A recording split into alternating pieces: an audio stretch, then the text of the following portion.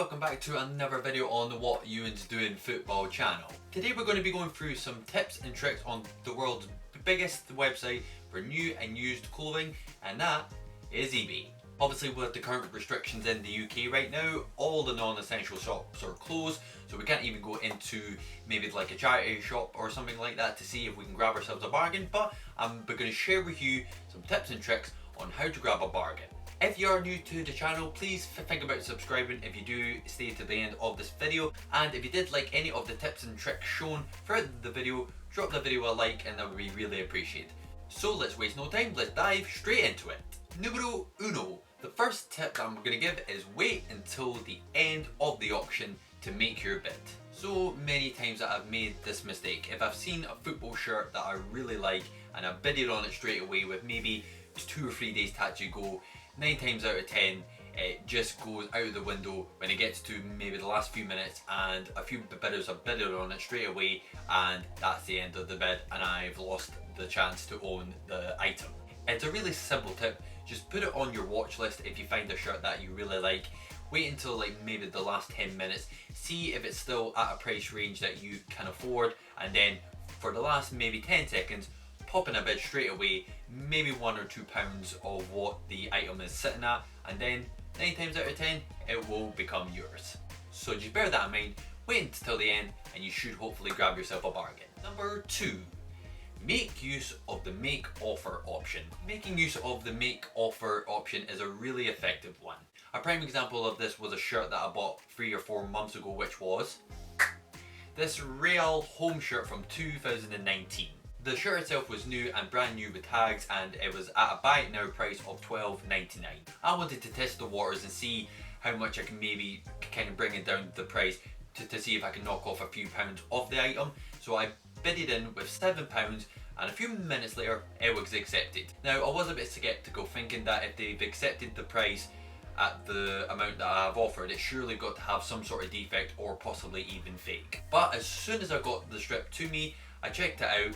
The tags were there, and I checked out the serial number online, and lo and behold, it came up with the strip, so I grabbed myself a really good bargain there. So yeah, make use of the make offer option, and who knows, you might grab a sizable amount off of your product that you're after. Number 3. Type in misspellings. Now this might seem a bit of an odd one, thinking, well, if you misspell something it would automatically not show you anything, or it would just take you straight to what you actually were trying to search for. But for example, if you go onto your eBay account, you go into the search bar and type in football shirts, but maybe just with 1 L, so many items come up on this as well. I don't know if it's maybe because the seller was in a rush to put it online, or if it was just a genuine spelling mistake, but nonetheless the strips are there and there's so many to actually view. Obviously I know that this trick or tip might be well known, but it's just to give you a bit of an insight that if you misspelled on purpose football strips, for example, you'll never know what actually comes up, and you'll be probably more inclined to grab yourself a bargain this way as well, because some people might not know this trick themselves, so they might not be searching for it. Therefore, there won't be many people bidding on any item. So keep that in mind and try some misspelled words for football shirts. Number 4. You can purchase items with defects if you know you can fix them. So I've only just started building up my football collection, and I've been researching online on how to fix sort of strips if there's any defects. For example, NAMESET, for example, which I did a video not too long ago, how to remove a broken or a damaged NAMESET on a football strip. I'll leave the link down in the description so you can have a look at that later. But again, a prime example of this was being a shirt that I purchased a month ago, which was this 2019 Juventus third strip. Now when I came across this shirt, it looked absolutely fine.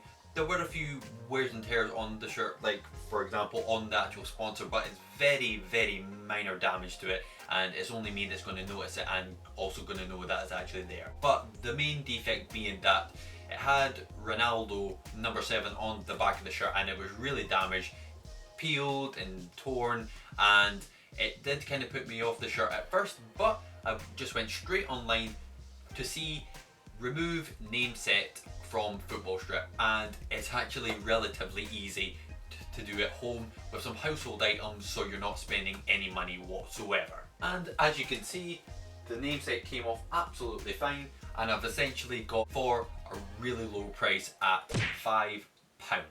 Again, another example of this was this Fenerbahce home strip. Again, the sponsor was half gone, plus on the sides as well it's a bit tacky as well, and the back of it has actually still got half of the back sponsor as well, which I've not actually removed yet, but the front sponsor I did get a chance to actually do, and it came off absolutely fine, and it gives it that more sort of retro look. But again, you can go online and there are companies that will print you out the sponsor to actually put on your strips, whether they can just send it out to you and you can do it at home, or you can even send the strip to a licensed company and they will do it for you. And this strip only cost me £2.50. £2.50, absolute bargain. So if there are defects on the strip, look online first to actually see if it can be fixed easily and cheaply, and if it is a small cost on top of what you're going to pay for the strip, it's still going to make for a good bargain. So keep that in mind. Search for strips with defects and don't put it off unless you can fix it at home. And number 5, the last tip and probably the most important tip that I can probably give you is stick to a budget. Now, I'm hardly an expert on football shirts and building up a football collection, as I've only just started. I'm only just going off what I've learned throughout the short space of time that I've been buying strips, and hopefully this can be passed on to yourself and hopefully you'll take it into account. Set yourself a budget for the month. I've set myself a budget for the month, and it just makes me think that if I'm looking at a strip and if I've already spent the amount that I've allocated myself for the month, I ask myself, do I really need it? Because the thing that some people forget is that these strips are manufactured on a massive scale, and they're millions and millions and millions mass produced all around the world. So 9 times out of 10, if you don't get the strip now, more chance you're probably going to get it later on, and maybe even for a cheaper price as well. And just on that as well, if it is at the start of a brand new football season and you want the new strip because for whatever reason it's a really nice strip, or you just really want it for your collection, maybe give it till Christmas. I know that that's a length of time that you're not going to actually get to wear the shirt and only have it for half a season, but it's going to slash down in price because every football team in the world now has a new football strip every season. So maybe wait until Christmas time, and I can most likely guarantee you that the price will be slashed down probably to half price, and you'll get yourself another bargain instead of spending an extra 30 or whatever pound at the start of the season. But I cannot emphasize enough, stick to a budget and I promise you will feel all the better for it. And if you know someone else that does collect football shirts or just starting collecting football shirts like myself, pass it on and you'll be doing yourself a really good deed for your friend or your family member. And that is the end of the video. Thank you very much for watching. I know it was a really short one, but I hope you've taken some sort of the tips or tricks into account for your future football purchases in the future. If you did like this video, please drop a like down below and maybe think about subscribing for more future football content. And I will see you in the next one. Take care. Bye for now.